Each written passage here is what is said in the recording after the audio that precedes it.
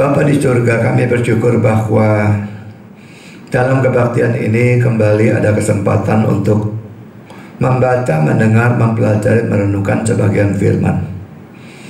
Dan khususnya karena hari ini adalah hari di mana kami memperingati kebangkitan Kristus. Dan pada hari Jumat kemarin kami memperingati hari kematian Kristus. Maka khotbah ini mempersoalkan kedua hal tersebut.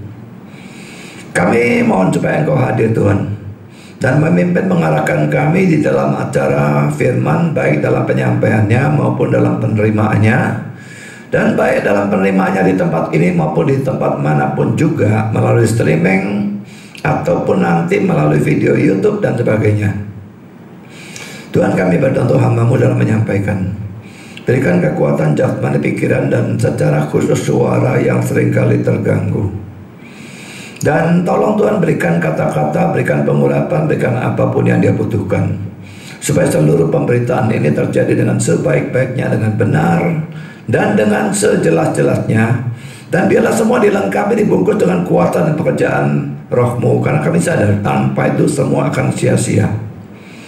Kami juga berdoa untuk semua jemaat di tempat ini ataupun di rumah masing-masing atau dimanapun juga dalam mendengar. Berikan mereka hati yang terbuka, berikan konsentrasi yang baik, dan secara khusus untuk orang-orang yang belum terbiasa mendengar khotbah yang panjang, tolong mereka bisa untuk mendengar dari awal sampai akhir dengan konsentrasi yang baik. Dan berikan pencerahan secara khusus untuk mereka yang mungkin biasa dengan khotbah-khotbah yang penuh dengan dongeng yang tidak membutuhkan konsentrasi. Tolong mereka bisa berkonsentrasi. Tapi di atas segala-galanya, kami mohon Engkau memberikan pencerahan kepada semua, karena tanpa pencerahan dari Tuhan tidak ada gunanya semua firman atau Injil yang diberitakan. Berikan pencerahan, berikan juga ketundukan, sehingga semua yang mendengar bukan hanya mengerti, tetapi tunduk pada firman. Dan kalau ada yang belum percaya pada Kristus, bila mereka bisa datang pada Kristus, dan datang dengan cara yang benar, sehingga mereka diselamatkan. Dan lagi-lagi bagi kami yang sudah percaya, bila kami diteguhkan, dan kami bersyukur bahwa kami bisa diselamatkan, dan kami bisa memberitakan berita ini kepada orang-orang lain, sehingga lebih banyak lagi orang boleh mendengar Injil dan diselamatkan. Kami sadar setan pasti bekerja.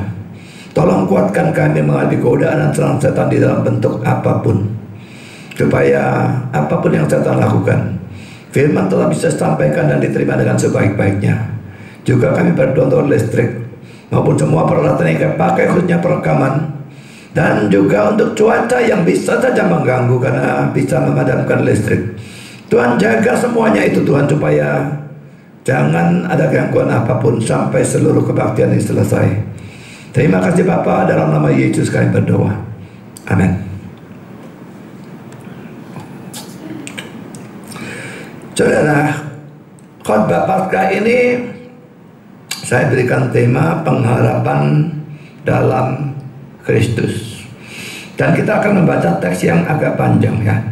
1 Korintus 15 ayat 12 sampai dengan 23. Tidak akan saya bahas secara eksposisi penuh, saya hanya akan membahas ayat-ayat tertentu saja. Tetapi tetap kita harus membaca secara keseluruhan.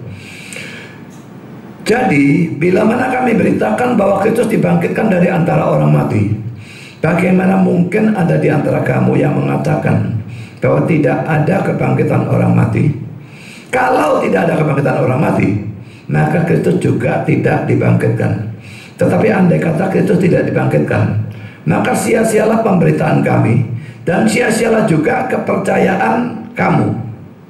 Lebih daripada itu, kami ternyata berdusta terhadap Allah, karena tentang Dia kami katakan bahwa Ia telah membangkitkan Kristus, padahal Ia tidak membangkitkannya. Kalau andai kata benar bahwa orang mati tidak dibangkitkan, sebab jika benar orang mati tidak dibangkitkan, maka Kristus juga tidak dibangkitkan. Dan jika Kristus tidak dibangkitkan, maka sia-sialah kepercayaan kamu, dan kamu masih hidup dalam dosamu. Demikianlah binasa juga orang-orang yang mati dalam Kristus. Jikalau kita hanya dalam hidup ini saja menaruh pengharapan pada Kristus, maka kita adalah orang-orang yang paling malang dari segala manusia. Tetapi yang benar ialah bahwa Kristus telah dibangkitkan dari antara orang mati sebagai yang sulung dari orang-orang yang meninggal. Sebab sama seperti maut datang karena satu orang manusia, demikian juga kebangkitan orang mati datang karena satu orang manusia. Karena sama seperti semua orang mati dalam persekutuan dengan Adam, demikian pula semua orang akan dihidupkan kembali dalam persekutuan dengan Kristus. Tapi tiap-tiap orang menurut urutannya. Kristus sebagai buah sulung, sesudah itu mereka yang menjadi miliknya pada waktu kedatangannya. Saudara, saya sering ada acara tanya jawab, bahkan saya punya grup tanya jawab di Facebook. Kalau melayani tanya jawab, sejak saya masih belum jadi pendeta, belum sekolah teologi, saya ngajar sebagai guru agama di sekolah SMP dan sekolah menengah farmasi. Maka saya selalu memberikan kesempatan tanya jawab. Banyak pendeta tidak berani memberikan acara tanya jawab. Mereka takut muncul pertanyaan yang mereka tidak tahu bagaimana menjawabnya. Saya tidak terlalu peduli. Kalau saya tidak bisa, ya saya ngomong terang-terangan tidak tahu. Dan kalau saya tidak tahu dan waktunya ada, saya pelajari supaya lain kali kalau orang tanya yang sama, saya bisa menjawabnya. Dan dengan demikian acara itu membangun saya sendiri. Nah, dalam acara tanya jawab, saudara, saya paling tidak senang sebetulnya kalau mendapat pertanyaan yang diawali dengan kata andai kata atau kata-kata yang sejenisnya. Ini muncul banyak dan biasanya hanya rasa ingin tahu yang kelewat batas yang membuat orang tanya seperti itu ya. Misalnya pertanyaan ini ya, andai kata malaikat itu dulu tidak jatuh, bagaimana keadaan dunia ini? Tidak ada setan berarti ya, karena malaikat tidak jatuh, tidak ada setan. Bagaimana keadaan dunia ini? Lalu pertanyaan yang lain, andai kata Adam dan Hawa tidak jatuh ke dalam dosa, kita hidup di mana? Di Taman Eden tetap? Taman Edennya cukup untuk 7 miliar manusia sekarang ini? Pertanyaan yang lain, andai kata tidak terjadi peristiwa Menara Babel, di mana Tuhan akhirnya mengacau balaukan bahasa sehingga bahasa menjadi banyak. Andai kata itu tidak ada, kita sekarang bicara bahasa apa? Mengapa saya tidak senang dengan pertanyaan-pertanyaan seperti itu? Karena saudara, hampir selalu pertanyaan menggunakan kata andai kata itu adalah pertanyaan yang tidak bisa dijawab. Memangnya saya Tuhan suruh jawab pertanyaan model seperti itu? Tidak ada kemungkinan, saudara. Tapi saudara, hari ini saya justru akan membahas 2 pertanyaan dengan menggunakan kata andai kata. Tetapi yang 2 pertanyaan ini, dua-duanya punya jawab yang jelas. Ya, karena itu tetap saya bahas. Kalau nggak ada jawabnya ya buat apa saya bahas. Tapi yang ini ada jawabnya, saudara. Jadi yang bagian pertama kita masuk dalam poin 2 pertanyaan dengan kata andai kata. Pertanyaan yang pertama, andai kata Jumat Agung tidak ada, atau dengan kata lain, andai kata Kristus tidak mati disalib untuk menebus dosa kita, apa yang terjadi? Sekalipun ini andai kata, tetapi ini bisa dijawab, bisa dipikirkan. Yang pertama, poin A, jawabannya tidak ada kekristenan. Kristen adalah satu-satunya agama yang mengandalkan penebusan Kristus, bukan mengandalkan usaha atau perbuatan manusia. Karena itu, kalau dia tidak mati, tidak ada penebusan, maka sudah pasti kekristenan itu tidak ada dunia. Sadarkah saudara pentingnya Jumat Agung? Tanpa itu, tidak ada Kristen, tidak ada gereja. Kedua, poin B, kalau tidak ada kematian Kristus, maka banyak ayat-ayat Alkitab kita yang sekarang ini akan hilang. Ada yang hilang total mungkin, ada yang hilang sebagian, dan sebagian itu justru sebagian yang menguntungkan kita. Hilang semua yang menguntungkan, yang merugikan yang buruk untuk kita tetap ada. Saya berikan contoh ya. Ayat yang hilang itu misalnya Yohanes 3:16, ayat yang oleh banyak orang dikatakan terindah dalam Alkitab. Karena begitu besar kasih Allah akan dunia ini, sehingga Ia telah mengaruniakan anaknya yang tunggal. Lah, mengaruniakannya hilang kok. Kalau Kristus tidak mati, dikaruniakan apa? Tidak ada. Kalau bagian ini hilang, sisanya supaya setiap orang yang percaya kepadanya tidak binasa, melainkan beroleh hidup yang kekal, otomatis hilang juga. Jadi boleh dikatakan ayat ini hilang total. Karena kasih Allah kepada dunia ini lalu ditunjukkan melalui apa? Dia tidak berikan anaknya kok. Kalau memang Kristus tidak mati pada Jumat Agung, seluruh ayat ini hilang. Maka saya berikan ayat yang lain. 1 Petrus 1:18-19. Sebab kamu tahu bahwa kamu ditebus dari cara hidupmu yang sia-sia yang kamu warisi dari nenek moyangmu itu, bukan dengan barang yang fana, bukan pula dengan perak atau emas, melainkan dengan darah yang mahal, yaitu darah Kristus, yang sama seperti darah anak domba yang tak bernoda dan tak bercacat. Lagi-lagi saudara, seluruh ayatnya tentang penebusan, tentang darah Kristus, ini hilang semua. Kalau Kristus tidak mati Jumat Agung, semua hilang. Sekarang poin C. Ada juga ayat-ayat Alkitab yang hilang sebagian. Seperti saya katakan, sebagian yang hilang itu sebagian yang justru indah bagi kita, menguntungkan kita. Misalnya saudara, saya berikan satu contoh saja, Roma 6:23. Sebab upah dosa ialah maut, tetapi karunia Allah ialah hidup yang kekal dalam Kristus Yesus Tuhan kita. Bagian akhir yang saya berikan kurung itu hilang. Tapi bagian awalnya, sebab upah dosa ialah maut, itu tetap ada. Cilaka bukan? Ayat ini ada penyakitnya, ada obatnya. Obatnya hilang kalau Jumat Agung tidak ada, kalau Kristus tidak mati di salib untuk menebus kita.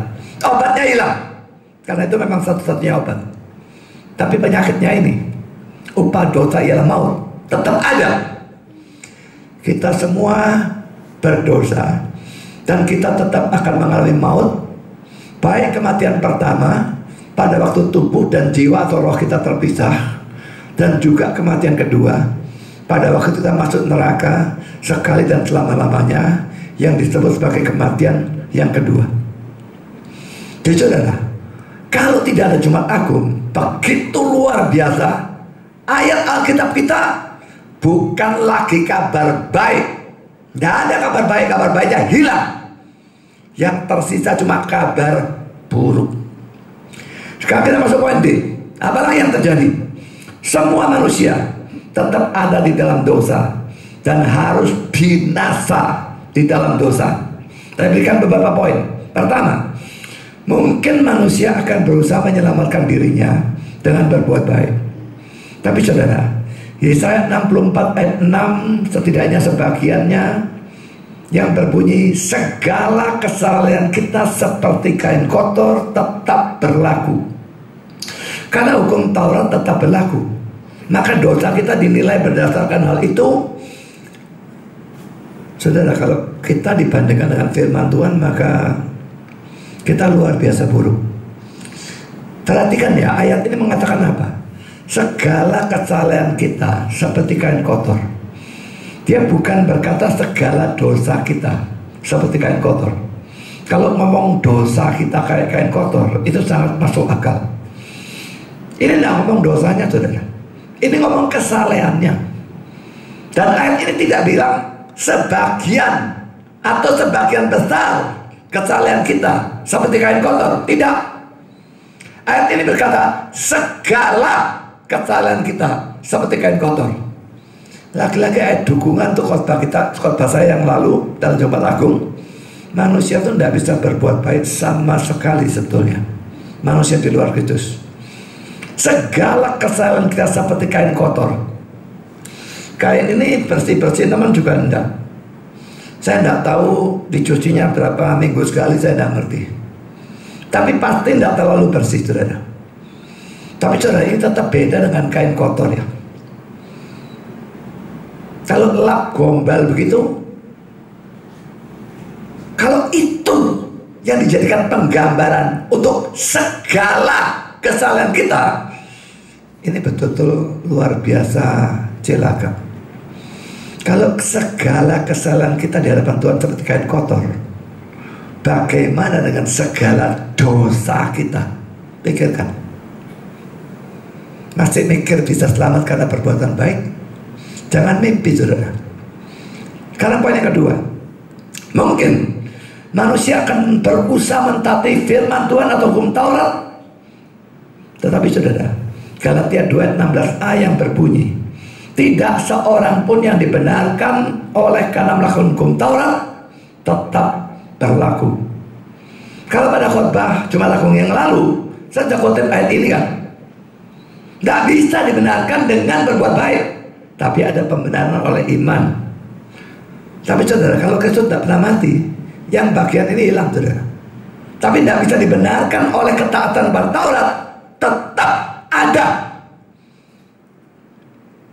Yang ketiga, mungkin manusia akan menganut Yudaisme, dan lalu sesuai dengan hukum upacara dalam perjanjian lama, manusia mungkin akan mempersembahkan binatang atau korban sembelihan dan sebagainya. Tapi tetap, saudara, Ibrani 10 ayat 4 yang berbunyi, tidak mungkin darah lembu jantan dan darah domba jantan menghapus dosa. Itu sudah tidak ada, tidak berlaku, karena tidak ada pengorbanan Kristus. Saudara, mungkin saya sedikit jelaskan hal ini ya. Kalau dalam zaman perjanjian lama orang berbuat dosa dan mereka sembelih binatang hukum Taurat, mereka diampuni atau tidak? Saya katakan mereka diampuni. Lalu kenapa dikatakan di sini tidak mungkin darah lembu jantan dan darah domba jantan menghapus dosa? Tidak mungkinnya kalau tidak dihubungkan dengan penebusan Kristus. Seandainya cuma mengorbankan binatang dalam perjanjian lama, sembelih dan sebagainya, cuma itu saja, dan tidak ada penebusan Kristus, tidak bisa itu menghapus dosa sekecil apapun. Sangat tidak logis, saudara. Orang berbuat dosa, sembelih binatang, dosanya diampuni. Kalau ada seorang pemerkosa memperkosa keluarga saudara atau orang yang saudara cintai atau istri saudara atau apapun, lalu dia sembelih binatang dan dia diampuni, kan jadi banyolan, saudara. Orang kaya bisa sembelih binatang sebanyak apapun, suruh sembelih ikan paus juga bisa kalau dia mau. Jadi saudara, ini sama sekali tidak masuk akal. Kalau dalam penebusan Kristus, ini tidak ada gunanya. Jadi ini bisa mengampuni karena ini merupakan tipe dari penebusan Kristus, bayangan dari penebusan Kristus. Dan pada waktu orang dalam perjanjian lama melakukan tipenya, mereka dianggap percaya pada penebusan Kristus. Dan penebusan Kristus ini sendiri, seperti sudah saya katakan, berlaku surut ke belakang, juga berlaku maju jauh ke depan untuk seluruh zaman. Jadi karena adanya penebusan Kristus dan orang-orang yang percaya pada firman Tuhan berkenaan dengan binatang sembelih, maka mereka percaya pada tipenya, mereka dianggap percaya pada antitipenya. Mereka percaya pada bayangannya, maka dianggap percaya pada penggenapannya. Maka mereka bisa diampuni. Tapi andai kata Jumat Agung tidak ada, ini tidak ada, ini berdiri sendirian, ini yang berlaku. Tidak mungkin darah lembu jantan dan darah domba jantan menghapus dosa. Dosanya ada, penghapusannya tidak berlaku. Ini hanya berlaku kalau dihubungkan dengan penebusan Kristus. Jadi, apa kesimpulannya? Andai kata Kristus tidak mati di salib atau Jumat Agung tidak ada, maka saudara, kesimpulan yang luar biasa mengerikan tidak terhindarkan. Tidak ada pengharapan bagi seluruh umat manusia. Semua manusia sejak Adam sampai kiamat, termasuk saudara dan saya, akan masuk ke neraka selama-lamanya. Kristus memang mati untuk menyediakan satu-satunya jalan ke surga. Sehingga kalau dia tidak mati, tidak ada jalan ke surga sama sekali. Jalan ke neraka, oh banyak, sangat banyak. Jalan ke surga, zero, tidak ada sama sekali. Kalau ini saudara anggap ekstrem atau fanatik, saya tahu saudara ya, ada orang-orang yang pluralis di kalangan Kristen, dan lucunya mereka tetap dipercaya dan diikuti. Padahal orang yang pluralis itu sesat habis-habisan. Mereka tidak percaya Kristus sebagai satu-satunya jalan ke surga. Ya, saudara, kalau saudara anggap sesuatu yang ekstrim, Kristus itu satu-satunya jalan, berarti yang tidak percaya mati semua. Loh, berapa banyak yang percaya? Saya tidak peduli banyak sedikit. Apakah Tuhan peduli yang banyak yang diselamatkan? Lihat zaman Nuh, yang diselamatkan berapa saudara? Dari kota Sodom dan Gomora ini diselamatkan berapa? Lot dan keluarganya saja, itu pun istrinya tidak jadi selamat. Kalau pada zaman Nuh, dia bisa menyelamatkan hanya orang yang beriman, yang mau masuk dalam bahtera. Hanya 8 orang, sisanya dia habisnya semua. Saya pikir ekstrim. Kalau pada zaman sekarang, dia hanya menyelamatkan orang yang betul-betul percaya Kristus, dan yang tidak percaya, tak peduli dinilai sebaik apapun, semua dimasukkan ke dalam neraka. Saudara pikirkan ya, andai kata memang ada banyak jalan ke surga melalui agama lain, melalui perbuatan baik dan sebagainya, untuk apa gerangan Yesus itu datang pada Natal dan mati pada Jumat Agung? Bukankah itu sesuatu kekonyolan? Banyak jalan, dia sediakan lagi tambahan 1 jalan, dan itu dilakukan dengan Allah dari manusia, menderita luar biasa hebatnya yang sudah kita pelajari pada Jumat kemarin, untuk menyediakan 1 tambahan jalan. Loh, jalannya sudah banyak, buat apa ditambahi dengan cara seperti itu? Ini suatu kekonyolan. Dan ini ajaran Alkitab, bukan cuma ajaran saya mendapat dari Alkitab. Galatia 2 ayat 21b, sebab sekiranya ada kebenaran oleh hukum Taurat, sekiranya dengan mentaati hukum Taurat bisa ada kita itu dibenarkan, maka sia-sialah kematian Kristus. Apa gunanya dia mati kalau Taurat bisa menyelamatkan? Justru karena Taurat tidak bisa menyelamatkan, karena perbuatan baik tidak bisa menyelamatkan, maka dia perlu mati. Taurat itu perlunya apa? Taurat itu perlunya menyadarkan manusia bahwa mereka berdosa. Setelah sadar, datang kepada Kristus sebagai juru selamat dosa. Kalau orang mengajarkan Taurat, jangan berzina, jangan membunuh, jangan mencuri dan sebagainya, hormat ibu bapak, jangan sembah patung dan sebagainya, jelaskan semua supaya ditaati, lalu tidak dihubungkan dengan penebusan Kristus. Orang itu sesat. Tujuan Taurat mencelikkan kita sadar dosa, lalu datang kepada Kristus sebagai juru selamat dosa kita, sebagai pengganti yang memikul hukuman dosa. Nah, kalau ini sudah, baru Taurat itu kita laksanakan untuk pertumbuhan kekudusan kita atau pertumbuhan kesucian hidup kita. Tapi nomor 1, menyadarkan dulu supaya kita merasa, oh, orang berdosa mau taat bagaimanapun tidak bakal bisa. Kita jaga ke sini, bobol belah sana, jaga ke sini, bobol belah belakang dan sebagainya. Tidak percaya 10 hukum Tuhan itu saja, coba taati semua. Saya pengen lihat cara bobol atau tidak. Jadi saudara, Taurat itu celikan mata. Kita sadar dosa, datang kepada Kristus sebagai juru selamat dosa, dan kita diampuni. Baru kita mentaati, itu pun dengan pertolongan Roh Kudus yang diberikan kepada kita pada saat kita percaya. Sekarang kita masuk dalam pertanyaan dengan andai kata yang kedua. Andai kata Jumat Agung itu ada, tetapi Paskahnya tidak ada, apa yang terjadi? Atau dengan kata lain, andai kata Kristus memang mati di salib untuk menebus kita, tetapi dia mati terus, tidak bangkit dari antara orang mati. Apa yang terjadi? Saudara, kalau Kristus mati tetapi tidak bangkit dan dia mati selama-lamanya, itu berarti beberapa hal ini. Pertama, dia kalah oleh maut, dan kalah oleh maut berarti kalah oleh setan. Karena maut ini senjata dari setan. Kalah oleh maut berarti dia kalah oleh setan. Juru selamat apa itu, saudara? Juru selamat yang kalah, Tuhan yang kalah, begitu. Ini luar biasa buruk. Kalau Jumat Agung ada, Paskah tidak ada. Dia kalah oleh maut, terus dalam cengkeraman maut, tidak bangkit-bangkit.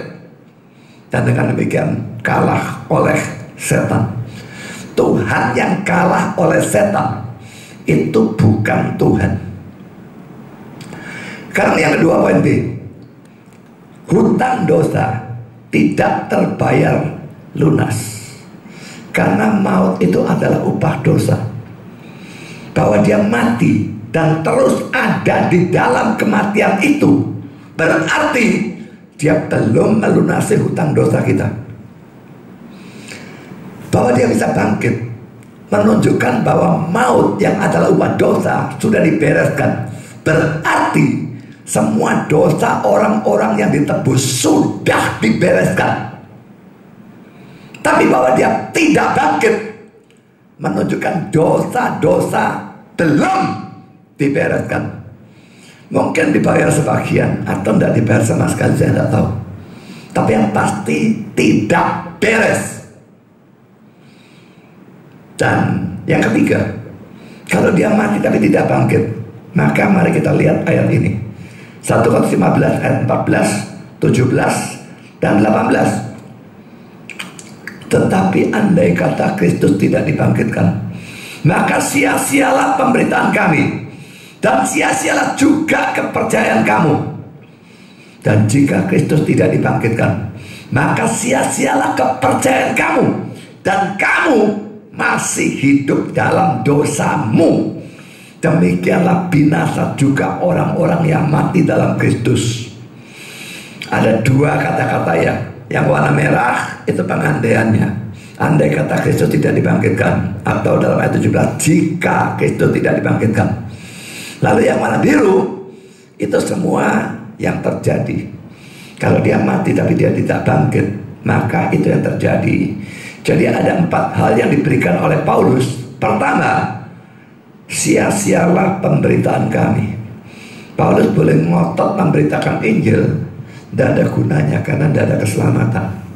Dan sebetulnya Injilnya tidak ada juga, kan Injil itu kabar baik artinya ya. Yang ada cuma kabar buruk, tidak ada kabar baik. Dia beritakan bagaimanapun semua sia-sia. Yang kedua, kepercayaan atau imanmu juga sia-sia. Ini yang ada dalam ayat 14 dan ayat 17. Yang ketiga, kamu masih tetap hidup dalam dosamu. Ayat 17 bagian B. Dan yang keempat, orang yang mati dalam Kristus tetap binasa. Saudara boleh percaya Kristus 1000% yakin, percaya Kristus, Tuhan mati di salib dan sebagainya. Kalau dia tidak bangkit, kita tidak bisa percaya itu tentu saja, karena faktanya tidak terjadi kok. Kalau memang dia tidak bangkit, kita tidak bisa percaya itu kan. Kita beriman dia Allah jadi manusia, dia mati, dia nebus dosa. Tidak ada gunanya. Orang yang mati dalam Kristus, orang yang mati sekalipun dia percaya Kristus, tetap binasa. Ayat 18. Kesimpulannya saudara, kalau Kristus mati tetapi tidak bangkit, juga tidak ada pengharapan apapun bagi manusia. Jadi saudara, Jumat Agung maupun Paskah ini adalah 2 tonggak yang luar biasa hebatnya di dalam kekristenan. Salah satu dibuang, maka seluruh kekristenan hancur. Kalau Jumat Agung dibuang, otomatis Paskahnya juga hilang ya. Karena kalau dia tidak mati, bagaimana bangkit? Tapi kalau Jumat Agungnya ada, Paskahnya ada, sama juga, bubar. Tidak ada keselamatan, tidak ada gunanya kekristenan. Jadi kalau Kristus tidak mati, atau dia mati tetapi tidak bangkit, tidak ada pengharapan apapun bagi manusia. Kita hidup dalam suatu keadaan betul-betul tanpa pengharapan apapun. Dan itu keadaan yang luar biasa menyedihkan dan luar biasa menakutkan. Tapi puji Tuhan, saudara, kita sekarang masuk dalam faktanya. Tadi kan poin pertama, andai kata. Puji Tuhan, yang kita andai-andaikan tadi itu bukan fakta. Puji Tuhan bahwa faktanya Kristus mati dan bangkit. Baik Jumat Agung maupun Paskah, keduanya memang ada. Puji Tuhan, tadi itu cuma andai kata. Kita mimpi gitulah ya. Karena kita dibangunkan dari mimpi dan kita melihat faktanya, kenyataannya, faktanya. Kristus telah mati di salib untuk menebus dosa-dosa kita pada Jumat Agung yang pertama, dan bangkit pada hari yang ketiga pada Paskah yang pertama. Kita akan mempelajari kedua fakta terpenting dalam kekristenan ini. Pertama, saudara, Kristus telah menderita dan mati di salib untuk menebus dosa-dosa kita. Dan itu menunjukkan, saudara, pertama poin A yang tadi sudah kita bicarakan, darah binatang, domba, sapi, darah apapun, binatang apapun, mau menyembelih kuda, nil, kayak gajah, kayak sama saja lah, tidak bisa menebus dosa kita. Ayatnya tadi sudah saya berikan, Ibrani 10 ayat 4. Poin B, saudara, manusia tidak bisa menebus dirinya sendiri. Galatia 2 ayat 16 ini sudah saya bahas pada waktu khotbah Jumat Agung kemarin. Kalau sudah belum menonton, silakan menonton. Yang ketiga, poin C, karena itu maka Yesus mau menjadi manusia pada Natal, menderita dan mati di salib pada Jumat Agung sebagai pengganti atau substitute bagi kita. Ini sudah saya bahas pada khotbah Jumat Agung kemarin. Nah, hari ini saya akan berikan sesuatu yang berbeda ya. Kalau kita percaya pada waktu Kristus mati di salib, dia tuh menjadi pengganti atau substitute. Ya, jadi ini kita, hukuman Allah jatuhkan. Kristusnya berkata, minggir kamu, aku di tempatmu, aku gantikan kamu. Hukuman Allah menimpa Kristus, Kristus mati tersalib. Ya, lah kalau digantikan seperti ini, orangnya ini sudah pergi, hukumannya menimpa Kristus. Kalau menimpa Kristus, tidak bisa menimpa orang ini. Orang ini bebas. Tapi saudara, ada teori lain yang kalau saudara tidak teliti dengan cermat, saudara tidak bisa melihat perbedaannya. Ini banyak di dalam kalangan gereja-gereja Protestan yang liberal. Mereka mengatakan Kristus menjadi manusia, karena dia ingin solider dengan kita. Solider itu kayak setia kawan, begitu kan ya? Saudara, ini ajaran sesat. Dengar ya, kata-kata itu mau diganti dengan kata-kata apa? Tapi pokoknya kalau Kristus menderita dengan tujuan solidaritas, maka itu ajaran sesat. Di sini ada orang menderita, ya, hukuman Allah. Kristusnya berkata, aku solider, ikut menderita bersama-sama kamu. Hukumannya menimpa dua-duanya. Saya tanya, ada keuntungan apa bagi kita? Kristus solider dengan kita, menderita bareng. Ada keuntungan apa? Kristus menderita, kita tetap menderita. Tidak ada gunanya solidaritas seperti itu. Kalau saudara sedang lapar, tidak punya makan, lalu saya sebagai pendeta saudara melihat, oh kok kasihan Cahaya nih tidak punya makan. Dah, aku punya makan sebetulnya, cuma aku mau solidar sama Cahaya. Saya pergi ke rumahnya Cahaya, tak bareng nih, gak makan bareng. Kamu tidak makan 3 hari, aku tidak makan 3 hari. Cahaya akan mikir dalam hatinya, kalau dia sungkan sama saya untuk ngomongnya, Pak Budi gendem be. Gunanya apa dibarengi? Dibarengi pasan perutku sawarek dah. Solidar seperti itu konyol dan goblok. Kristus bukan solidar, dia menggantikan kita.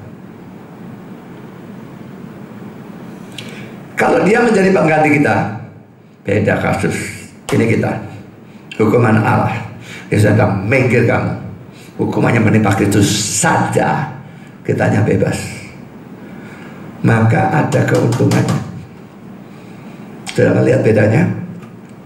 Jadi saudara, kalau dia menggantikan kita memikul hukuman dosa yang seharusnya bagian kita, maka kita bebas dari hukuman. Kalau Kristus sudah dihukum untuk dosa-dosa kita, kita dihukum lagi. Allah itu tidak adil. Satu dosa dihukum 2 kali. Di sini sudah dihukum, di sana dihukum lagi. Dan mungkin kalau ada adil seperti itu? Mustahil. Karena itu berlaku ayat ini, Roma 8 ayat 1. Demikian sekarang tidak ada penghukuman bagi mereka yang ada di dalam Kristus. Tidak ada penghukuman, satupun penghukuman tidak ada. Hajaran bisa ada. Hajaran itu latar belakangnya kasih, tujuannya memperbaiki. Hukuman latar belakangnya keadilan Allah, tujuannya betul-betul menghukum dan hancurkan. Dalam hidup ini tidak ada hukuman bagi orang Kristen yang sejati, dan dalam dunia akan datang juga tidak ada. Dalam dunia ini ada hajaran, dalam dunia akan datang hajaran pun tidak ada, hukuman tidak ada, hanya surga. Pada Jumat kemarin saya sudah bahas ini, tapi saya singgung sedikit lagi, mungkin ada yang tidak ikut. Ini dasar Alkitabnya ya, untuk mengatakan bahwa dia menjadi pengganti kita. Yesaya 53 4-6. Tetapi sesungguhnya penyakit kita lah yang ditanggungnya, dan kesengsaraan kita yang dipikulnya. Padahal kita mengira dia kena tulah, dipukul dan ditindas Allah. Tetapi dia tertikam oleh karena pemberontakan kita, dia diremukkan oleh karena kejahatan kita. Ganjaran yang mendatangkan keselamatan bagi kita ditimpakan kepadanya, dan oleh bilur-bilurnya kita menjadi sembuh. Kita sekalian sesat seperti domba, masing-masing kita mengambil jalan sendiri, tapi Kristus telah menimpakan kebanyakan kejahatan kita sekalian. Saudara baca dan perhatikan sedikit-sedikit, maka jelas sekali ada penggantian yang Kristus lakukan. Dan juga dalam 2 Korintus 5:15, dan Kristus telah mati untuk semua orang, dan terusnya. Kemarin Jumat sudah saya jelaskan kata untuk dalam bahasa Yunani huper, instead of, di tempat dari. Kristus telah mati di tempat dari semua orang. Dan saudara, dia betul-betul di tempat dari, menggantikan orang. Jadi fakta mengatakan Kristus sudah menderita dan mati di salib untuk menebus dosa kita, menggantikan kita, memikul hukuman dosa kita. Karena itu sekarang ada pengharapan bagi kita. Kalau andai kata tadi tidak ada pengharapan, tapi dalam fakta ada pengharapan. Karena faktanya dia memang mati di salib, menebus atau menggantikan kita, memikul hukuman dosa kita. Yang kedua, faktanya Kristus telah bangkit dari antara orang mati. Kemarin saya nonton sebagian debat, seorang ateis debat dengan seorang Kristen. Dan orang Kristennya menekankan Kristus bangkit, orang ateisnya tidak percaya Kristus bangkit. Saudara, alangkah kasihannya orang tidak percaya Kristus bangkit.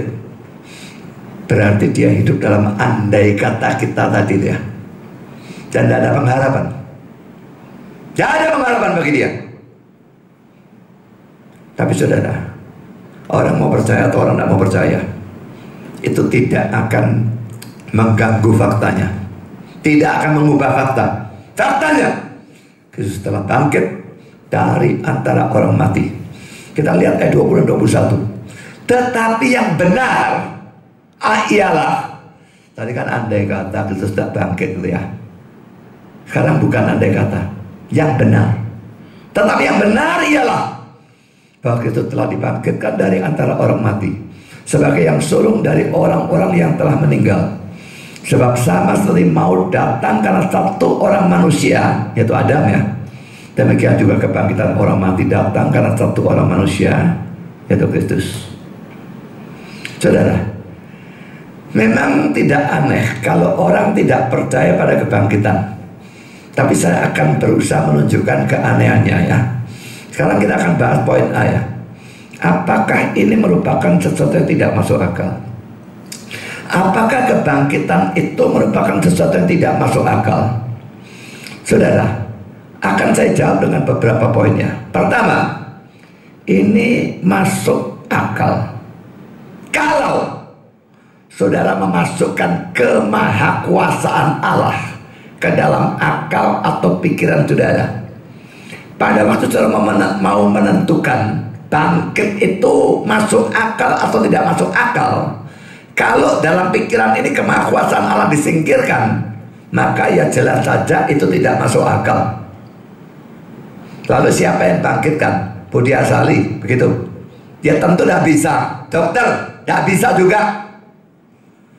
Tapi saudara, pada waktu saudara berpikir masuk akal atau tidak kebangkitan, dan kita ambil kemahakuasaan Allah ini, kita masukkan dalam pikiran kita, maksudnya kita memperhitungkan kemahakuasaan Allah. Loh, kenapa tidak masuk akal? Allah itu maha kuasa, dia membangkitkan orang. Apanya yang tidak masuk akal? Memang kalau itu tidak dihiraukan, ya tidak masuk akal. Lah ateis kemarin yang saya beritahukan, dia Allah saja tidak percaya kok, apalagi kemahakuasaannya. Nah makanya pada waktu memperhitungkan bangkit tidak bangkit, dia tidak mungkin memperhitungkan hal ini. Ya pasti tidak masuk akal. Tapi bagi saudara yang percaya Allah itu maha kuasa dan Allah itu ada, maka apa susahnya bagi Allah? Sepele saudara, kecil sekali bangkitkan orang mati itu. Mari kita lihat Kisah Rasul 26 ayat 8. Mengapa kamu menganggap mustahil bahwa Allah membangkitkan orang mati?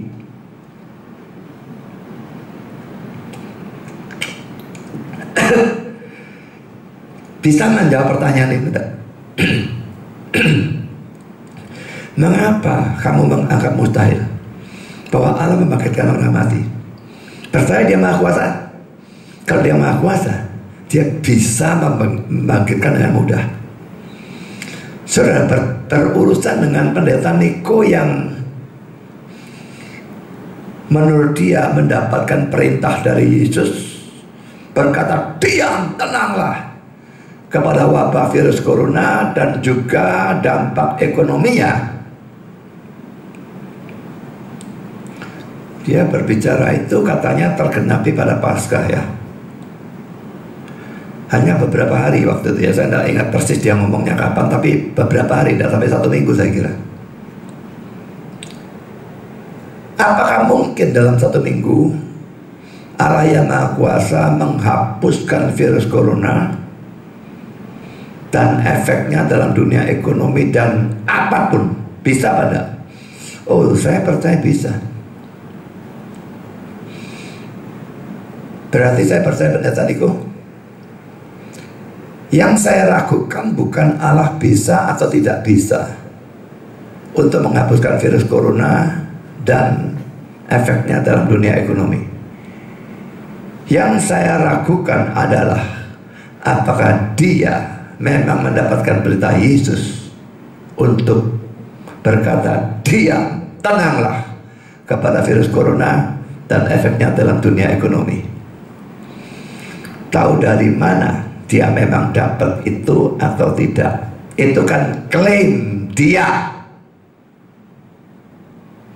Itu terus terang saya tidak percaya. Dan kalau saya tidak percaya dia diperintahkan, dia mau bentak virus corona itu sampai dia mendem. Bentakan 10 kali, 1000 kali, pakai mic speaker yang besar sampai seluruh kota dengar. Tambah lagi masuk no radio, TV, seluruh dunia dengar. Kalau dia tidak mendapatkan perintah dari Kristus, maka virusnya tidak akan bergeming. Kenyataannya ini sudah Paskah, belum tergenapi, tapi mungkin Paskahnya sih belum lewat kok. Ya saudara, tunggu saja sampai hari ini berlalu lah ya. Atau mungkin jamnya kita akan lebih cepat 12 jam dari Amerika. Jadi kalau di sini Paskahnya sudah lewat, sana masih belum lewat. Tunggu sampai besok jam 12 siang, berarti seluruh dunia sudah lewat semua. Atau sampai seluruh besok lewat. Pasti dimanapun Paskah sudah lewat.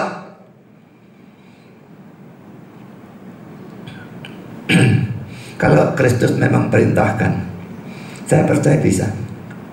Yang saya tidak percaya Kristus perintahkan dia, itu masalahnya saudara. Jadi saudara, Allah itu maha kuasa. Bagi dia begitu gampang. Kalau dia mau saya berjalan di atas air, bisa saudara. Dia mau saya terbang seperti Superman, bisa. Kalau dia mau. Apakah dia mau atau tidak, itu tanda tanya besar. Kalau dia mau saya bangkitkan orang-orang yang sudah mati karena virus corona, kalau memang dia mau, saya bisa bangkitkan. Kalau dia mau. Itu masalahnya. Kan saudara, saya masuk poin kedua. Apakah kebangkitan itu tidak masuk akal?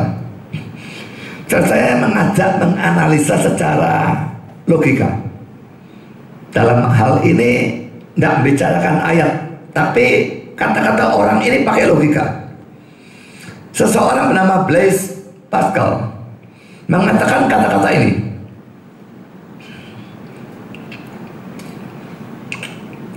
Apa alasan orang-orang ateis untuk mengatakan bahwa kita tidak dapat bangkit kembali? Yang mana yang lebih sukar? Dilahirkan. Lahir biasa itu ya, dilahirkan mama saudara ya. Atau bangkit kembali. Sesuatu yang tidak pernah ada menjadi ada, itu dilahirkan. Kan tadinya ada ya, lalu menjadi ada, dilahirkan.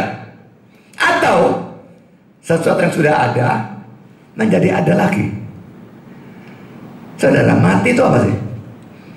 Mati itu kan kita tadi tubuh dan jiwa atau roh ini dalam satu kesatuan ya. Ini kita hidup. Pada waktu ini pisah, itu kematian. Tidak ada satupun dari yang manapun ini yang musnah sebetulnya. Ini memang membusuk dan sebagainya, tapi sebetulnya tidak musnah juga. Ya, mati ini pisah. Pada waktu bangkit, dimanapun ada kebangkitan, dikatakan rohnya kembali. Ya, jadi ini dipersatukan lagi.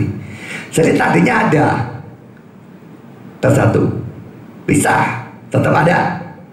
Dihidupkan kembali, bangkit, cuma digabungkan lagi. Ada, sekarang tetap ada. Lalu dia mengajukan pertanyaan, apakah lebih sukar untuk menjadi ada daripada untuk kembali ada? Saya kira kalimat terakhir terbalik saudara ya. Bagian yang saya catat huruf besar ya. Tapi bagaimanapun maksud dari orang itu jelas sekali. Kelahiran adalah suatu peristiwa di mana seseorang yang tadinya tidak ada menjadi ada. Ini jelas lebih ajaib sebetulnya, lebih sukar, lebih tidak mungkin dari peristiwa kebangkitan, di mana seseorang yang tadinya ada bisa tetap ada, bersatu tetap ada. Jadi ada menjadi ada. Itu kebangkitan. Yang mana yang lebih sukar, yang mana yang lebih mustahil sesuai logika kita? Dari tidak ada menjadi ada, atau dari ada tetap ada? Tapi anehnya saudara, sekalipun kelahiran itu jelas lebih bersifat mujizat, lebih sukar, lebih mustahil dari kebangkitan. Tapi semua orang percaya kelahiran. Tapi tidak semua orang percaya kebangkitan. Mengapa? Karena kelahiran terjadi setiap saat. Setiap detik ada orang lahir dalam dunia ini, saudara. Tidak tahu berapa, saya tidak punya perhitungannya. Tapi saya yakin itu, tiap detik ada orang yang lahir. Nah saudara, bangkit. Dalam kebangkitan, kalau saya tidak salah hitung, saudara, termasuk kebangkitan Kristus, cuma ada 10 peristiwa. Setelah itu masih ada banyak yang mengklaim, tapi saya tidak tahu benar atau tidak. Tapi saudara, Alkitab itu menceritakan cerita yang mencakup sekitar 4.000 tahun sejak Adam sampai zaman Kristus dan rasul-rasul. Dalam 4.000 tahun cuma ada 10 peristiwa kebangkitan yang diceritakan oleh Alkitab. Menunjukkan 400 tahun satu kali kalau mau dirata-rata. Jarang, luar biasa. Membuat orang tidak percaya kebangkitan. Tapi saya mengajak saudara melihat secara logika. Saya sudah tunjukkan, sebetulnya kelahiran harusnya dipercaya lebih sukar daripada kebangkitan. Kalau saya bisa percaya kelahiran adalah bodoh dan tidak logis untuk tidak mau percaya kebangkitan. Nanti argumentasi saya. Sekarang saudara, kita masuk dalam poin B. Kebangkitan Kristus dari antara orang mati menunjukkan, pertama, musuh. Musuh itu iblis dan maut. Ya, maut senjatanya iblis ya. Jadi saya persatukan yang musuh. Musuh sudah dikalahkan.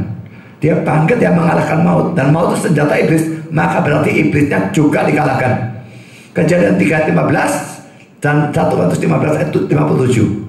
Yang ayat terakhir itu baru terjadi nanti pada akhir zaman, waktu dia datang kembali kedua kalinya, ada kebangkitan orang mati dan sebagainya. Tapi sekarang setelah dia bangkit, sebetulnya sudah dikalahkan mautnya. Ya, hanya tinggal dimusnahkan total pada saat kebangkitan orang mati nanti. Karena itu saudara ya, karena baik maut maupun iblis sudah dikalahkan. Kita orang Kristen, kita percaya Kristus, kita satu dengan Kristus. Kita tidak boleh takut baik kepada maut maupun kepada setan atau iblis. Saya akan bahas dua hal ini. Pertama, takut kepada setan atau iblis. Dulu saya sudah pernah cerita ya, saya luar biasa takut sama setan. Kayak betul-betul takut yang tidak normal ya. Kayak suatu fobia. Gara-gara 2 kali ya. Yang pertama kalau saya tidak salah kelas 5 SD, yang kedua SMP kalau tidak salah kelas 2. Sekolah itu ngajak seluruh murid nonton film. Dan nonton film, gurunya agak-agak waras barangkali. Film horor. Saya tidak pernah nonton film horor waktu kelas 5 SD itu. Tahu-tahu nonton film horor, waduh, takutnya luar biasa. Betul-betul takut luar biasa. Dan jantung terasa duak. Mau keluar, malu saudara ya. Orang-orang bilang apa kalau saya keluar? Tapi saya luar biasa takut. Dan itu menjadi fobia, ketakutan yang tidak normal. Membuat saya tidak pernah berani, apalagi kalau malam khususnya. Siang pun sebetulnya takut, tapi malam lebih.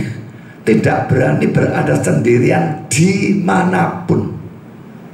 Di kamar mandi, di kamar tidur, tidak berani sendirian.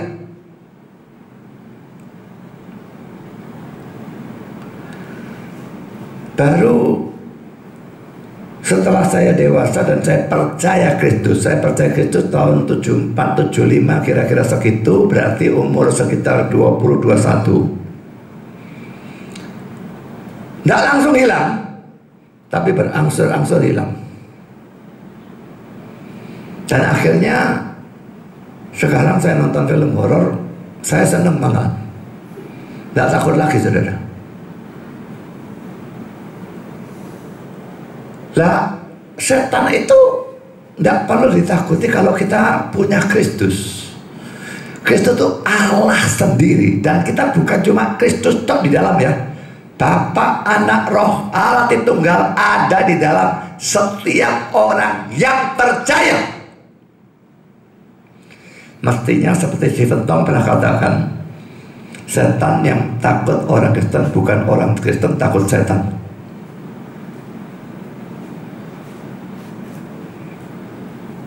Pada waktu saya sudah dipanggil Tuhan, tapi saya belum sekolah teologi ya. Saya pindah ke Malang untuk dibimbing pendeta saya di sana.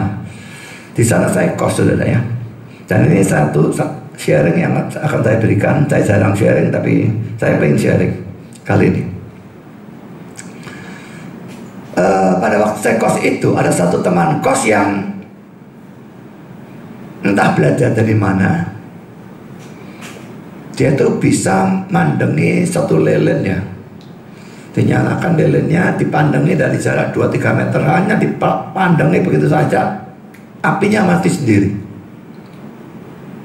Dan dia bilang pada saya, dia lebih muda dari saya, dia panggil, "Kok, ayo nonton, aku mandangi lilinnya mati."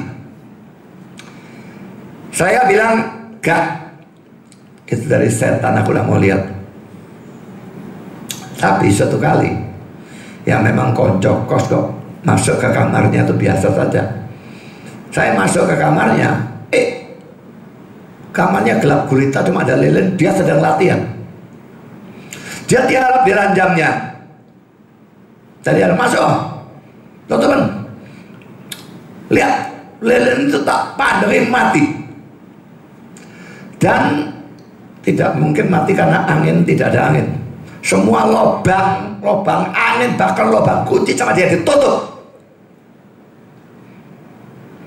Saya pikir saya masuk tanpa sengaja, ya sudah mau diapakan. Saya duduk dan saya lihat, dan saya berdoa, "Tuhan, saya kok yakin ini okultisme, dia pakai kuasa gelap. Saya sekarang berdoa, Tuhan, saya minta supaya lilin ini jangan mati." Dan dia pandang nih, kalau ini sumbunya lilin ya, lilinnya itu kan kayak begini tuh ya, besar tuh ya, nyalanya. Lilin itu mengecil sampai cuma di sekitar sumbunya ada warna ungu, biru ungu gitu ya, dikit sekali, nyaris mati. Saya berdoa, "Tuhan, kalau lilin ini mati, saya anggap Engkau kalah dari setan. Aku minta jangan mati." Saya boleh percaya, saya boleh tidak, saya sukanya. Nah, saya berdoa seperti itu, lilinnya besar lagi, dipandangi lagi, lilinnya mengecil lagi, hampir mati. Saya mengucapkan doa yang sama, "Tuhan, jangan biarkan mati. Kalau mati Engkau kalah dari setan. Buat besar lagi." Percaya atau tidak, itu terjadi ada 5 atau 6 kali. Dia ngamuk, saudara, teman saya ini. "Kok iso gak mati, tadi mati?" Lalu segala caduk, segala macam pisuan Jawa Timur keluar. Tambah ngamuk setan ini, tambah gak mati ya. Lalu saya bilang, kamu gak bisa lah, gak tinggal keluar sama saya. Sudah saya tinggal, tetap gak bisa mati. Dia keluar juga dan dia bilang sama saya, "Kok iso gak iso mati ya?" Dia naik sepeda motor sama saya, goncengan, dan dia tanya, "Kok bisa gak bisa mati? Tadi mati kok malah balik." Kamu tahu kenapa gak mati? Aku berdoa, "Tuhanku lebih gede dari setanmu." Lalu dia pergi, saudara. Dia pergi sendiri, cari gurunya. Pulang-pulang dia tanya, kok mau tak adu sama guruku? Lampu neon dipandangi mati. Saya bilang enggak. Aku tidak dipanggil Tuhan untuk adu-aduan seperti itu. Aku dipanggil Tuhan untuk memberitakan Injil, bukan diadu model seperti itu. Kebetulan saja aku masuk tempatmu dan aku berdoa. Tapi kalau secara sengaja adu-aduan seperti itu, aku tidak pernah merasa Tuhan panggil aku untuk hal seperti itu.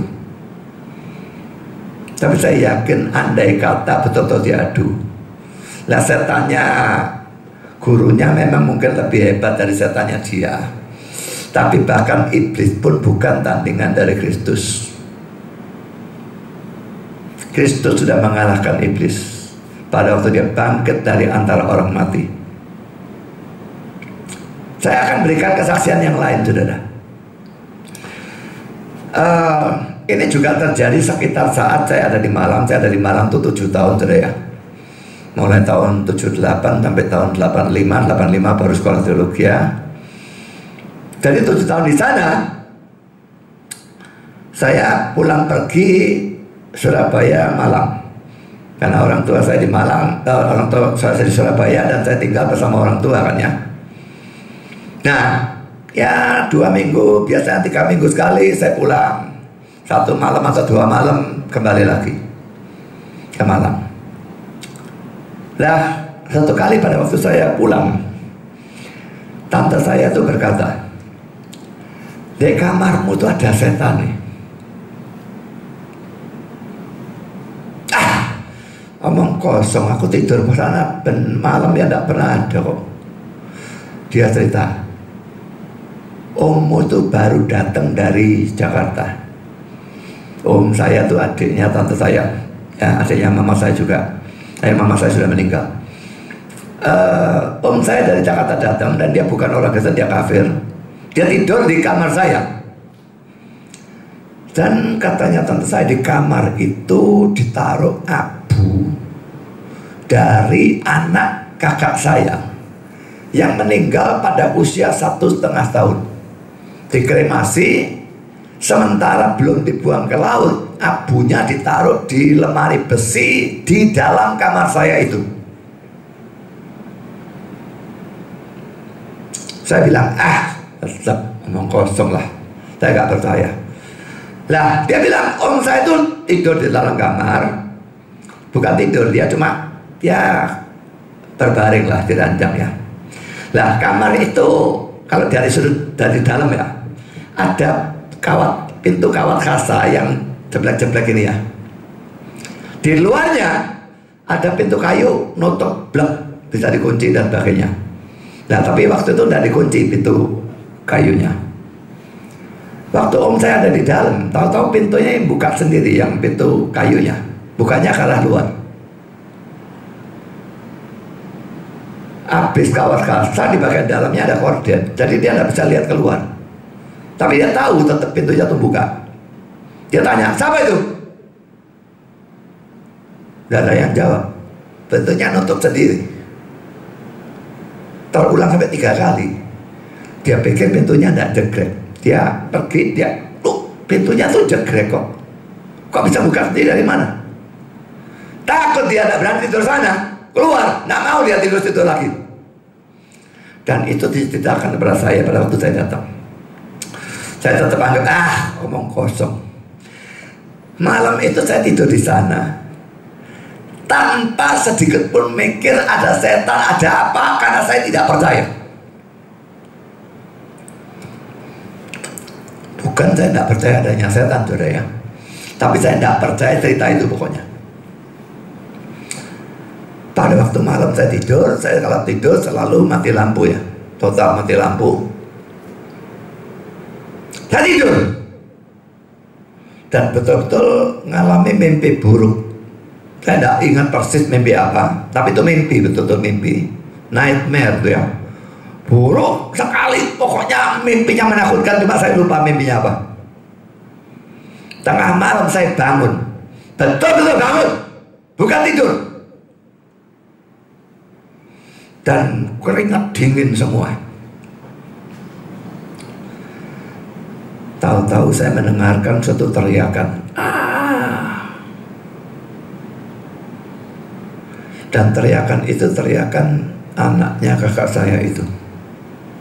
Karena anak itu sering di rumah saya hafal suaranya. Jadi teriakan itu betul tuh suara anak itu. Cuma saya sudah cukup punya pengertian tentang Alkitab. Saya tahu orang mati itu pergi ke surga atau ke neraka langsung. Tidak ada ceritanya roh gentayangan. Itu saya tidak percaya sama sekali secara teologis. Jadi kalau ada seperti itu, saya tahu setan menyamar sebagai roh dari anaknya kakak saya. Pada waktu teriakan terdengar, boleh saja saya guru sekolah minggu, boleh saja saya sudah guru agama, boleh saja saya waktu itu sudah pengkhotbah awam, calon hamba Tuhan. Terus terang takut lagi, saudara. Bulu kuduk ini berdiri. Dan terus terang memang takut. Tapi pada waktu saya takut, saya mendengar suatu suara, bukan di telinga, di dalam hati saya. Yesus sudah bangkit, dan dengan itu mengalahkan setan. Saya yakin itu suara Tuhan. Dan suara itu memberikan saya keberanian, memberikan saya iman. Dan di tengah malam buta saya teriak, dalam nama Yesus, nyala kau. Suaranya hilang dan tidak pernah kembali lagi. Saudara, Yesus dengan dia bangkit memang mengalahkan setan. Jangan takut kepada setan. Kalau saya jatuh dalam ketakutan karena satu dan lain hal, minta ampun pada Tuhan dan minta Tuhan berikan keberanian. Dan ingat, Yesus bangkit, dia mengalahkan setan. Kenapa gerangan aku harus takut pada setan? Setan yang harus takut pada aku. Yang kedua, poin B, kematian. Orang kita tidak boleh takut mati, karena seperti yang Jumat kemarin sudah saya jelaskan, Kristus sudah mati menggantikan kita. Kita memang tetap akan mati, tapi kematian bagi orang percaya itu berubah status. Bagi semua orang yang tidak percaya, kematian itu hukuman dosa. Tapi bagi orang yang percaya, kematian bukan hukuman dosa. Semua hukuman dipikul Kristus. Kematian berubah status menjadi suatu pintu gerbang menuju surga. Kalau kita tidak mati, tidak pernah masuk surga, saudara. Ya, jadi kematian itu laki-laki tidak boleh ditakuti. Kalau saya ditanya takut mati, enggak. Kalau takut sakit sebelum kematian, ya. Kalau sakitnya kena virus corona, saya dengar kabarnya orang-orang yang kena virus corona, yang satu cewek itu pernah berikan kesaksian, kayaknya di tenggorokannya atau di mana tuh ada kayak pecahan beling, rasanya sakit luar biasa. Ya takut, saudara, sakit ya takut. Orang yang sakit kanker, apalagi seperti kanker otak itu ya, dulu punya jemaat yang meninggal karena kanker otak. Tidak terlalu sakit, tapi pada waktu sakitnya muncul, begitu sakitnya sampai sama dia kepalanya bentur-benturkan tembok. Itu serius, saudara. Jadi kalau rasa sakit yang harus dialami sebelum kematian, tentu saja takut. Tapi kalau matinya sendiri, saya setuju dengan Paulus, mengaminkan kata-kata Paulus, mati adalah keuntungan. Bersyukur kalau bisa mati. Bersyukur lebih lagi kalau bisa mati tanpa melalui penderitaan yang terlalu nemen. Kadang-kadang orang merasa kasihan kalau ada orang dilindas truk mati, lalu wah, ucutnya, otaknya kececeran di jalan. Sebetulnya mati seperti itu enak. Menderitanya singkat sekali. dalam bilangan detik. 16. Kalau saudara mati dipenggal,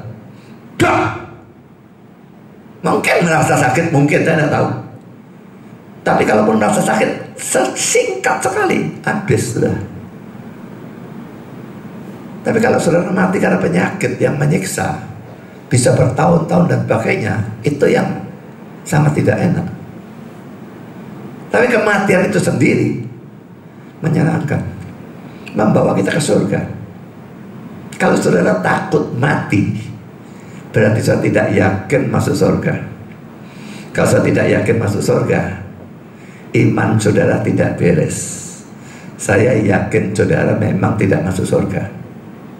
Bereskan imanmu supaya tidak lagi takut mati.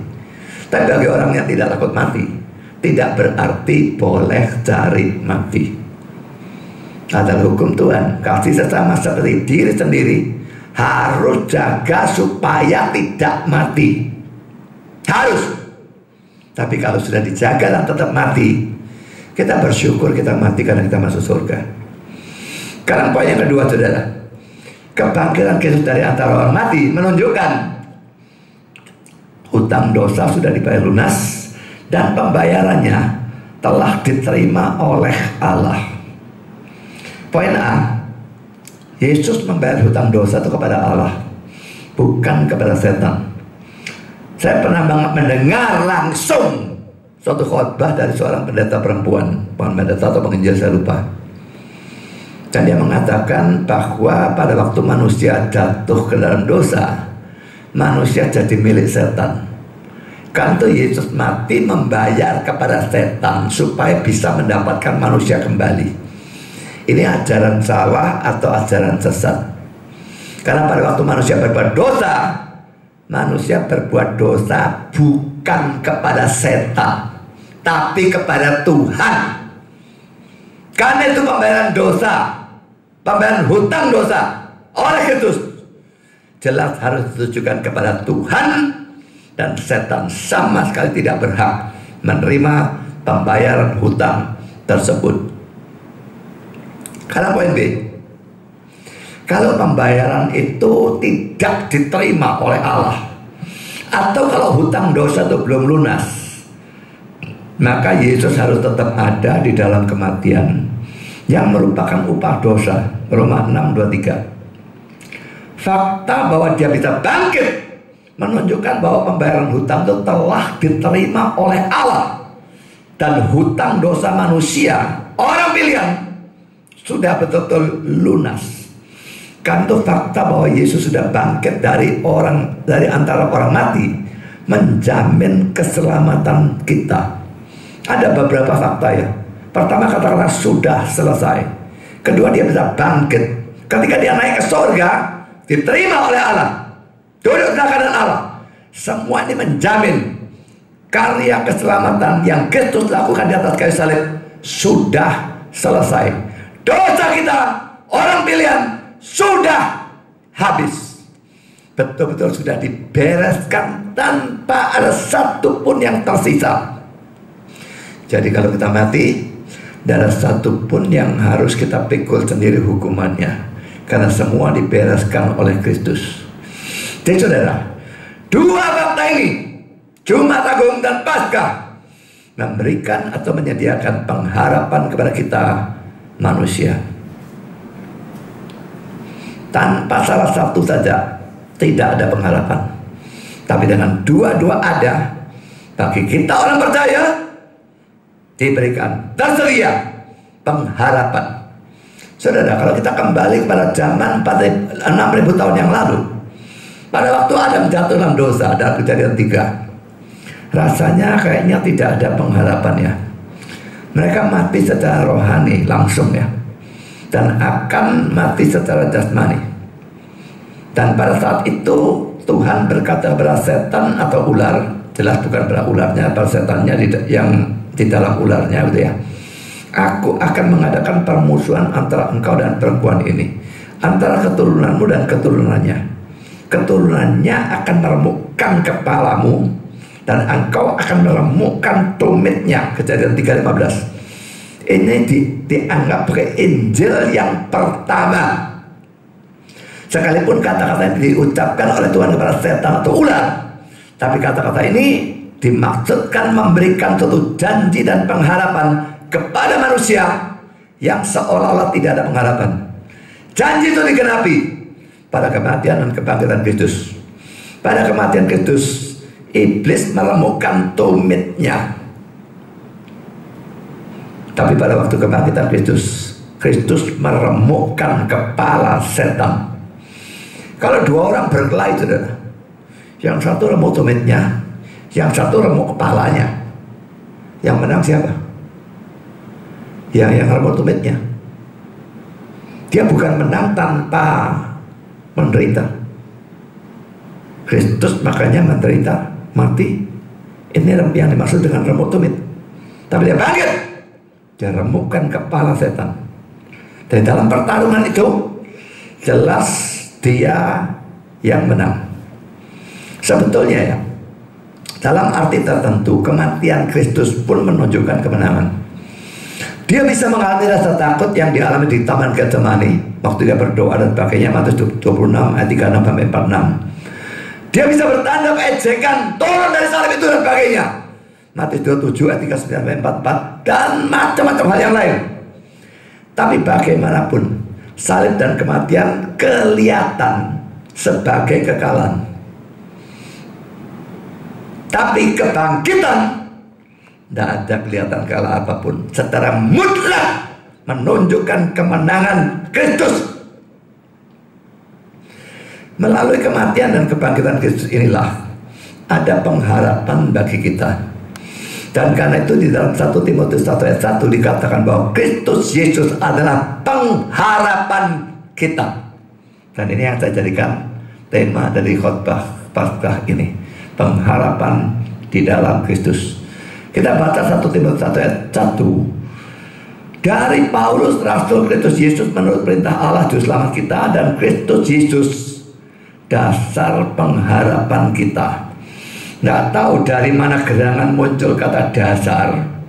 Kata dasar itu saya kurung dan saya coret. Itu seharusnya tidak pernah ada. Bagian yang saya garis bawahi itu dalam King James diterjemahkan which is our hope, yang adalah pengharapan kita. Tidak ada kata dasar. Kristus adalah pengharapan kita. Saudara tidak punya Kristus, saudara tidak punya pengharapan. Saya tidak peduli saudara kaya, saya tidak peduli saudara punya jabatan apapun, kedudukan apapun, perusahaan apapun, punya kesehatan apapun. Tanpa Kristus saudara tidak punya pengharapan. Lambat atau cepat saudara akan mati. Dan pada saat itu kelihatan bahwa saudara tidak ada pengharapan sama sekali kalau saudara tidak punya Kristus. Mari kita lihat ayat yang lain yang ada kemiripannya. Kolose 1 ayat yang ke-27. Kepada mereka Allah mau memberitahukan betapa kaya dan mulianya rahasia itu di antara bangsa-bangsa lain, yaitu Kristus ada di tengah-tengah kamu. Kristus yang adalah pengharapan akan kemuliaan. Saudara, kita berhenti di sini sebentar, lalu saya akan ajak saudara membahas ya. Karena kata pengharapan ini perlu diteliti ya. Apa sebetulnya arti dari kata pengharapan? Dalam bahasa Inggris, hope. Apakah ini hanya merupakan suatu hope? I hope ya, saya berharap. Kalau saya berharap itu bisa terjadi, bisa tidak terjadi, kan gitu ya. Misalnya ya, saya mempunyai harapan bahwa wabah virus corona akan berhenti dalam waktu 2 bulan, jangan lama-lama lah. Ini 1 bulan lockdown di dalam rumah ini saya bosan ya, tak enak sama sekali. Sampai 2 bulan sudah mendem rasanya. Jadi saya berharap, mungkin saya berdoa, tapi pengharapan seperti itu bisa terjadi, bisa tidak. Dan biasanya artinya seperti itu. Saya punya anak dan saya berharap anak saudara kelak jadi, jangan jadi dokter lah, nanti jadi dokter suruh ngobati orang yang virus corona ketularan mati nanti. Nah, anda tahu saudara kepikiran anak saudara jadi apa? Tapi pokoknya pengharapan saudara bisa terjadi, bisa enggak. Bisa-bisa belum SMA atau anaknya tabrakan mati, pengharapan saudara bubar. Bisa terjadi, bisa tidak. Bahkan coba kalau punya konkordansi, pakai isot atau apapun ya, tulis kata pengharapan, lihat ayat-ayatnya, saudara bisa melihat banyak ayat di mana kata pengharapan digunakan dalam arti seperti itu. Berharap sesuatu yang baik, tapi tetap bisa ya, bisa enggak. Tapi saudara, apakah itu artinya kalau dikatakan Kristus adalah pengharapan kita? Apakah itu artinya kalau dikatakan bahwa dalam Kristus kita punya pengharapan akan masuk surga? Tidak. Artinya sama sekali bukan itu. Artinya bukan bahwa itu merupakan pengharapan yang bisa terjadi, bisa tidak. Loh, kalau saya berharap masuk surga karena saya percaya Kristus, lalu bisa terjadi, bisa tidak, ya saya tidak punya keyakinan keselamatan. Lalu apa bedanya saya dengan orang kafir? Bukan seperti itu. Dalam kasus-kasus tertentu, pada waktu dikatakan dalam Kristus kita punya pengharapan masuk surga dan sebagainya, pengharapan akan kemuliaan, seperti dalam Kolose 1:27 tadi, itu bukan sesuatu yang bisa terjadi, bisa tidak. Itu pasti akan terjadi karena ada jaminan firman Tuhan yang mendasari pengharapan itu. Saya mencari kata hope itu di dalam International Standard Bible Encyclopedia, dan saya cuplik sebagian dok ya. Dikatakan, saya terjemahkan langsung, hope atau pengharapan itu adalah suatu konsep yang melibatkan antisipasi, ya memang masih belum terjadi ya, antisipasi yang penuh kepercayaan secara khusus berkenaan atau berhubungan dengan penggenapan dari janji-janji Allah. Karena ada janji Allah, maka pengharapan kita akan apa yang dijanjikan itu merupakan sesuatu yang pasti, karena Allah tidak mungkin janji lalu tidak ditepati. Jadi hati-hati pada waktu berkata, aku percaya dan karena itu aku berharap kalau aku mati aku masuk surga. Jangan artikan itu bisa terjadi, bisa tidak.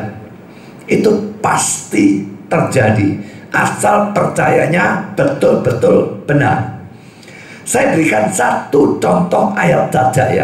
Tadi sebetulnya Kolose 1:27 sudah memberikan contoh itu, di mana pengharapan itu suatu kepastian karena didasari janji Tuhan. Karena saya berikan ayat yang lain, Kisah 24 ayat 15. Ini kata-kata Paulus ya.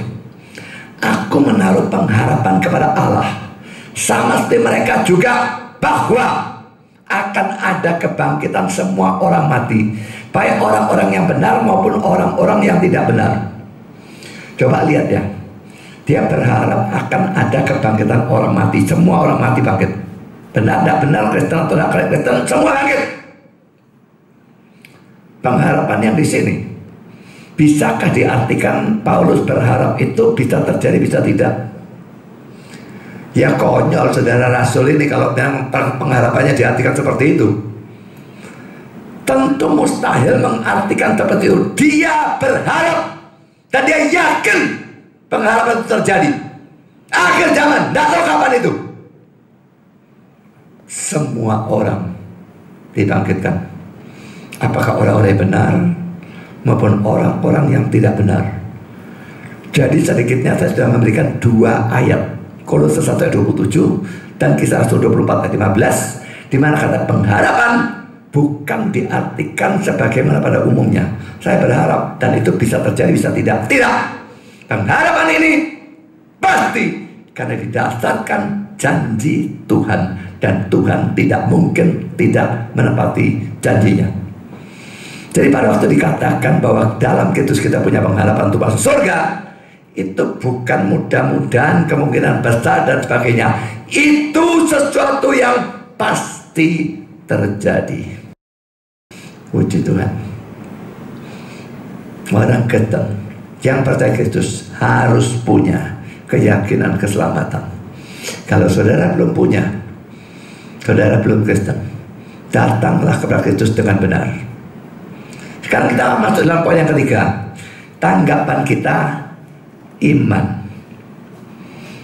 Khotbah ini sebetulnya khotbah yang dulu sudah pernah saya khotbahkan ya, tapi saya revisi dan saya tambah khususnya bagian ini. Tanggapan kita, saya berikan iman yang benar. Pengharapan sudah tersedia, tapi belum menjadi milik kita. Kalau kita sekedar menjadi orang Kristen KTP, kita menjadi pengikut gereja, pendeta atau aliran. Dan ini banyak saudara ya.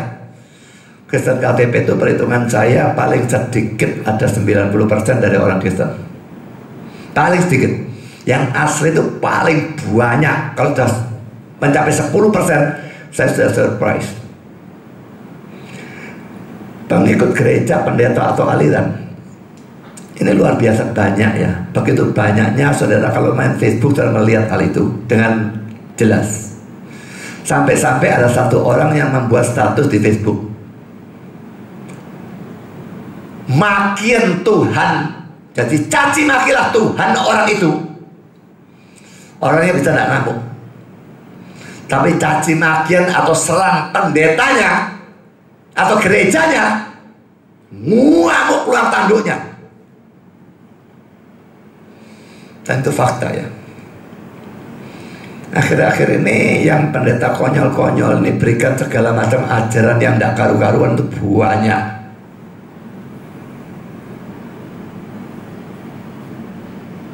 Jadi serang, ngamuk anak buahnya tidak karu-karuan. Mereka bukan ikut Alkitab, bukan ikut firman, bukan percaya firman. Mereka percaya pendeta mereka. Mereka bukan ikut Kristus, jadi bukan Kristen. Mereka ikut pendeta mereka. Kalau saudara cuma ikut gereja, pendeta atau aliran, saudara bukan orang Kristen. Kalau saudara tidak pernah percaya dan ikut Kristus, maka saudara tetap tidak punya pengharapan apapun. Saya berikan satu ayat ya, yang menunjukkan bagaimana keadaan orang waktu belum percaya Kristus. Efesus 2, 11 dan 12. Karena itu ingatlah bahwa dahulu kamu tuh jemaat Efesus, ini orang-orang non-Yahudi ya, sebagai orang-orang bukan Yahudi menurut daging, yang disebut orang-orang tak bersunat oleh mereka yang menambahkan dirinya sunat, yaitu sunat lahiriah yang dikerjakan oleh tangan manusia. Bahwa waktu itu, jadi Paulus berbicara tentang masa lampau dari jemaat Efesus ya, kamu tanpa Kristus tidak termasuk kewargaan Israel, karena mereka bukan orang Yahudi, dan tidak mendapat bagian dalam ketentuan-ketentuan yang dijanjikan, tanpa pengharapan dan tanpa Allah di dalam dunia. Perhatikan tiga kata-kata yang saya garis bawahi dan saya beri warna merah. Tanpa Kristus dan tanpa Allah. Itu sebetulnya jelas sekali memang sama ya. Karena Kristus adalah Allah. Saya tidak punya Kristus ya otomatis tidak punya Allah. Tapi tetap kata itu berbeda, sehingga tanpa Kristus itu sama dengan tanpa Allah. Saya tidak peduli saudara punya agama apapun. Kalau saudara tidak punya Kristus, bahkan kalau saudara beragama Kristen, saudara tidak punya Kristus, saudara tidak punya Allah, dan digabungkan satu lagi tanpa pengharapan. Berarti tiga ini berhubungan semua. Tidak bisa dibuang salah satu saudara. Kalau tanpa Kristus, tanpa Allah, maka tanpa pengharapan. Kalau saudara mau ada pengharapan, saudara harus punya Allah. Kalau mau punya Allah, Saudara tidak bisa tanpa Kristus. Karena Kristus satu-satunya jalan. Dia berkata, akulah jalan, kebenaran, dan hidup. Tidak seorang pun datang kepada Bapa kalau tidak melalui aku. Tanpa Kristus tidak bisa sampai ke Allah. Tanpa Kristus tidak ada Allah, tidak ada pengharapan. Mau punya pengharapan, datanglah dan percayalah pada Kristus sebagai Tuhan dan Juru Selamat saudara. Saya sekarang bacakan 1 Korintus 15 tadi ayat 21-22. Tapi tadi waktu membacakan pertama tidak saya betulkan. Sekarang saya betulkan terjemahannya karena ada kata-kata yang berlebih. Saya letakkan dalam kurung.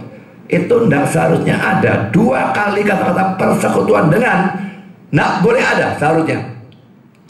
Bandingkan dengan Alkitab bahasa Inggris kalau mau bandingkan. Sebab sama seperti maut datang karena satu orang manusia, demikian juga kebangkitan orang mati datang karena satu orang manusia. Karena sama seperti semua orang mati dalam Adam, demikian pula semua orang akan dihidupkan kembali dalam Kristus. Cuma ada 2 kemungkinan. Saudara dalam Adam atau saudara dalam Kristus. Dalam Adam semua orang mati. Dalam Kristus semua orang yang dalam Kristus ini dihidupkan kembali. Sejak lahir secara otomatis saudara di dalam Adam. Dan selama dalam hidup saudara tidak percaya Kristus atau belum percaya Kristus, saudara tetap di dalam Adam dan saudara tetap mati. Dan kalau saudara mati sampai mati tetap dalam Adam, saudara masuk neraka selama-lamanya. Tapi kalau belum mati, kapanpun saya percaya pada Kristus, maka saudara menjadi dalam Kristus. Saudara dihidupkan, hidup secara rohani. Maka surga menjadi suatu pengharapan, menjadi suatu keyakinan, menjadi suatu kepastian bagi saudara. Saudara mungkin sudah rajin ke gereja, saya tidak tanyakan itu. Saudara mungkin sudah dibaptis, saya tidak tanyakan itu. Saudara mungkin sudah melayani, bahkan punya kedudukan dalam gereja, bahkan jadi pendeta, bahkan rasul. Sudah berikan banyak persembahan, sudah banyak kali, tidak tahu berapa puluh kali merayakan Natal, Jumat Agung, Paskah dan sebagainya. Ingat saudara, semua itu tidak menyelamatkan saudara. Iman kepada Kristus itu yang membuat saudara dalam Kristus. Pergi ke gereja cuma membuat saudara dalam gereja. Tolong carikan saya ayatnya kalau dalam gereja bisa selamat. Dalam Kristus saudara diampuni dan sorga itu menjadi keyakinan saudara. Saudara, sudahkah saudara percaya kepada Kristus? Saya kutip ayat yang paling terkenal dalam Alkitab, yang 3:16. Karena begitu besar kasih Allah akan dunia ini, sehingga ia telah mengaruniakan anak yang tunggal, supaya setiap orang yang percaya kepadanya tidak binasa, melainkan beroleh hidup yang kekal. Perhatikan ya, dikatakan hanya percaya, tidak dikatakan baik perbuatan baik apapun ya. Setiap orang yang percaya kepadanya tidak binasa, melainkan beroleh hidup yang kekal. Memang kita punya semboyan sola fide sejak zaman reformasi. Only faith, hanya iman. Kita diselamatkan karena iman saja. Sudah saya jelaskan pada khotbah Jumat Agung kemarin dengan gambar salib dan sebagainya. Kita diselamatkan bukan oleh perbuatan baik, bukan juga oleh iman plus perbuatan baik. Tidak, hanya oleh iman. Gampang saudara. Tapi ada tapinya. Imannya harus benar. Memang iman saja, tapi kalau iman tidak karu-karuan itu bukan iman saudara. Hati-hati dengan iman dalam tanda petik yang salah, yang tidak memadai terhadap Yesus. Ini diperingatkan oleh Paulus dalam teks tadi. Kita lihat dalam ayat 19, 1 Korintus 15 ayat 19 ya. Paulus berkata, jikalau kita hanya dalam hidup ini saja menaruh pengharapan pada Kristus, maka kita adalah orang-orang yang paling malang dari segala manusia. Kata-kata yang saya beri warna biru, kita adalah orang-orang yang paling malang dari segala manusia. Dalam NIV diterjemahkan, we are to be pitied more than all men. Kita harus dikasihani, diberikan belas kasihan lebih dari semua orang, dari semua manusia. Mengapa saudara? Karena saudara, kalau kita Kristen KTP seperti itu, orang kafir khususnya zamannya Paulus kan dimusuhi oleh Yahudi, dimusuhi Romawi. Dengan jadi Kristen KTP pun dimusuhi juga. Sudah dimusuhi kalau mati karena imannya salah, dia masuk neraka. Di dunia ini rugi, di dunia yang akan datang rugi lagi. Maka dikatakan terjemahan kita paling malang dari segala manusia. Terjemahan NIV, harus dikasihani lebih dari semua manusia. Dan itu terjadi untuk siapa? Untuk orang yang menaruh pengharapan kepada Kristus, tapi hanya dalam hidup ini saja. Saudara, jangan percaya atau punya pengharapan kepada Kristus hanya dalam hidup yang sekarang ini saja. Ini salah. Ini bukan iman. Dan kesalahan ini banyak ada. Saya katakan banyak, bukan semua ya.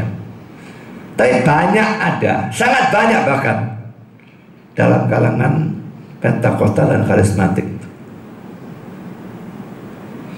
Kalau yang tadi solider banyak dalam kalangan Protestan.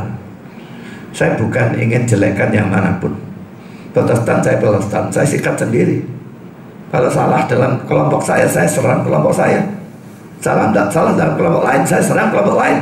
Saya bersikap fair. Saya tidak mau mendiskreditkan karena ini golongan lain, tidak. Tapi ini fakta. Banyak dalam kalangan karismatik, bukan semua. Saya berikan contoh ya. Percaya Kristus atau berharap pada Kristus hanya untuk hidup yang sekarang ini saja. Saya berikan contoh. Percaya Yesus supaya kaya. Kaya ini kan duit tidak bisa dibawa ya. Punya berapa T tidak bisa dibawa 1 sen pun. Berarti percaya Yesus supaya kaya itu berharap hanya untuk hidup yang sekarang ini saja. Ini teologi kemakmuran. Saudara percaya teologi itu, saudara orang yang paling malang, paling harus dikasihani dari semua manusia. Kedua, percaya supaya sembuh dari penyakit. Banyak orang adakan KKR kesembuhan. Banyak orang datang lalu percaya Kristus supaya sembuh dari penyakit.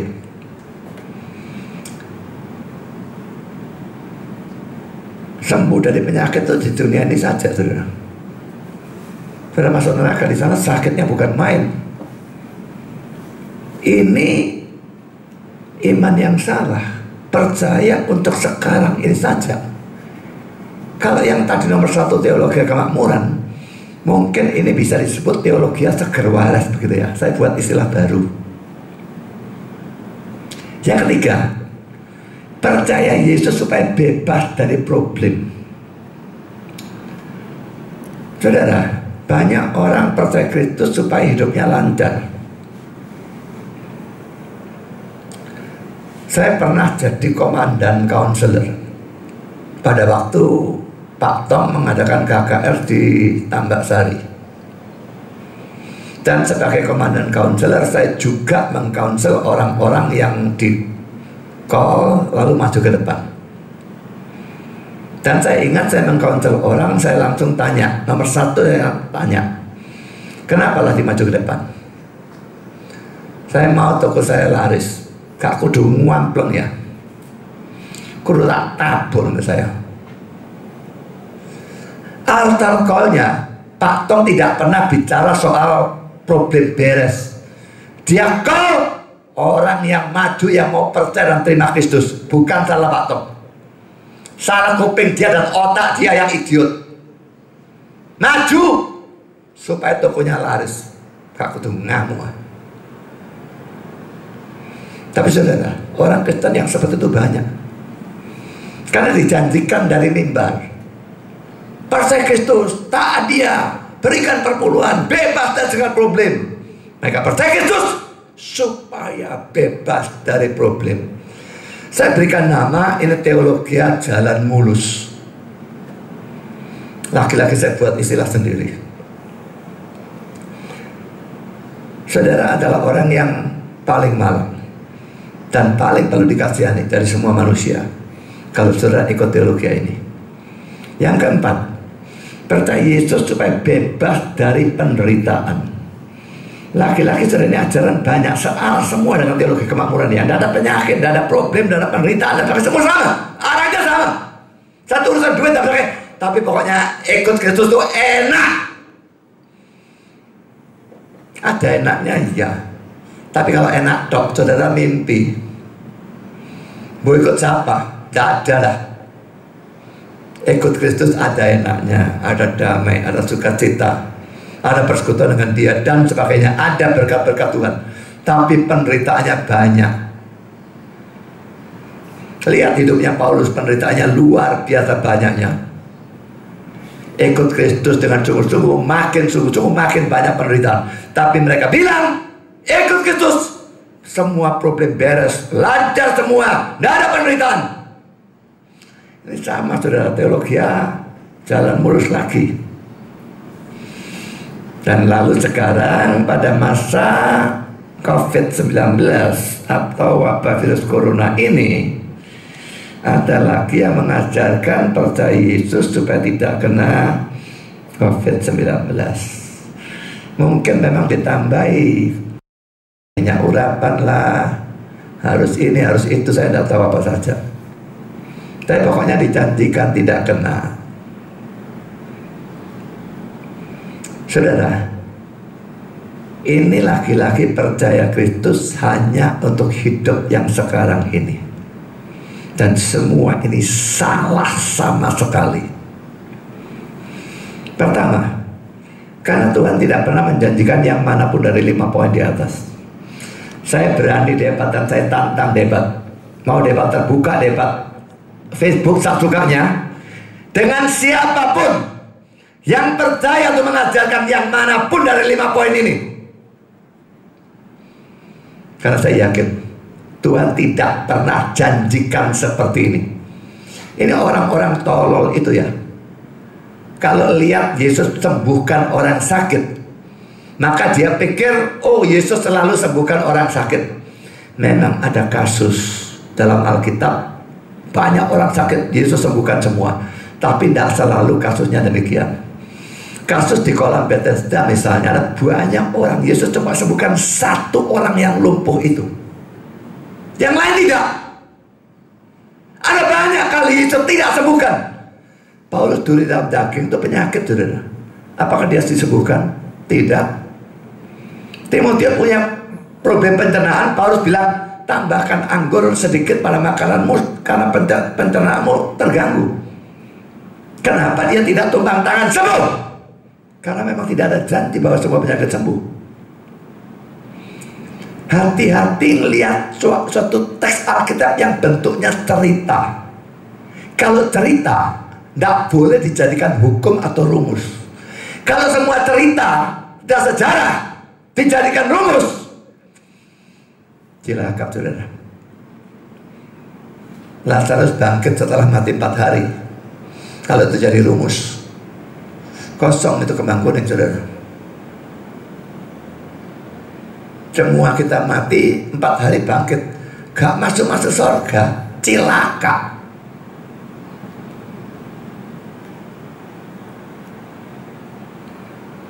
Yesus ubah air jadi anggur.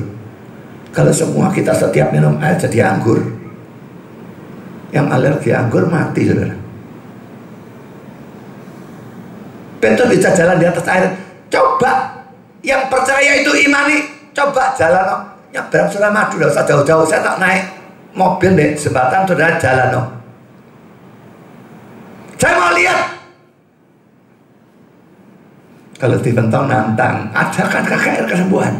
Saya nantangnya lain, saudara ya. Tapi arahnya sama. Ayo jalan di air. Nek kamu katanya beriman.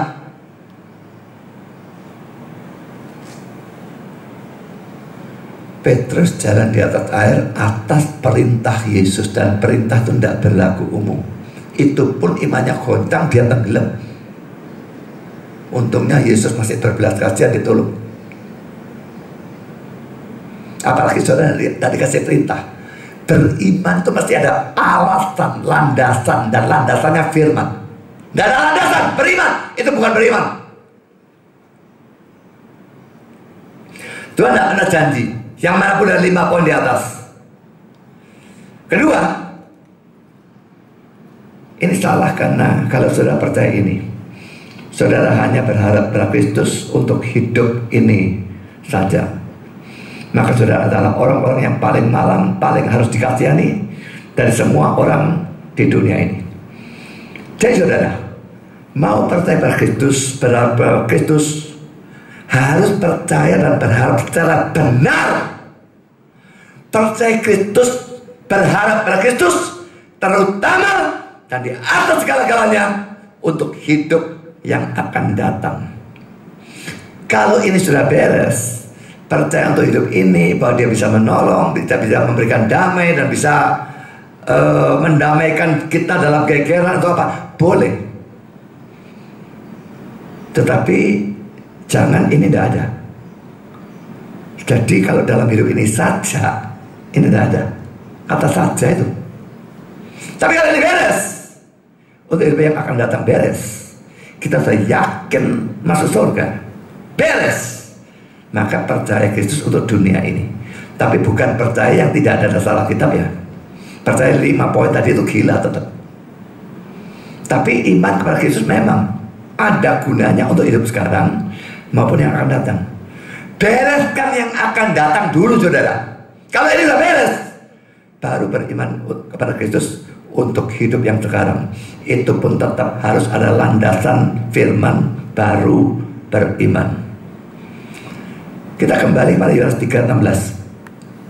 Karena begitu besar kasih Allah akan dunia ini, sehingga ia telah mengaruniakan anak yang tunggal, supaya setiap orang yang percaya padanya tidak binasa, melainkan beroleh hidup yang kekal. Ini kalau saya tidak salah baca terjemahan LAI bunyinya begini ya. Setiap orang yang percaya padanya tidak binasa, melainkan beroleh hidup yang kekal. Mungkin orang yang teologi kemakmuran bacanya beda ya. Saya tidak tahu Alkitab mereka dibaca bagaimana. Tapi mungkin LAI-nya kebetulan salah cetak atau gimana. Ya, ini ngomong sarkastik. Mungkin bunyinya supaya setiap orang yang percaya kepadanya tidak miskin, melainkan kaya raya. Begitu mungkin ya. Nah, yang bebas dari penyakit bacanya supaya setiap orang yang percaya padanya tidak sakit, tidak kena COVID-19, melainkan seger waras selamanya. Yang mengatakan tidak boleh ada problem, penderitaan, mungkin bunyi Alkitabnya supaya setiap orang yang percaya kepadanya tidak menderita, tidak ada problem, melainkan jalannya mulus, lancar, penuh bunga bertaburan. Jangan ganti Yohanes 3:16 itu orang terkutuk. Pendeta-pendeta terkutuk itu jangan ganti. Kalau kata-kata yang saya garis bawah itu diganti, menjadi kaya, sembuh dari penyakit, bebas dari problem, penderitaan, ini akan menjadi seperti kepercayaan yang salah 5 tadi yang sudah saya bahas di atas. Percaya Yesus supaya saudara tidak binasa, tapi beroleh hidup yang kekal. Percaya Yesus bukan untuk hidup yang sekarang ini saja, tetapi untuk hidup yang akan datang. Dan itu yang pertama dan terutama, baru yang ini. Sudahkah saudara percaya? Sudahkah saudara percaya dengan benar? Cepatlah percaya. Jangan tunda. Besok mungkin sudah terlambat. Kiranya Tuhan memberkati saudara sekalian. Amin. Mari kita berdoa.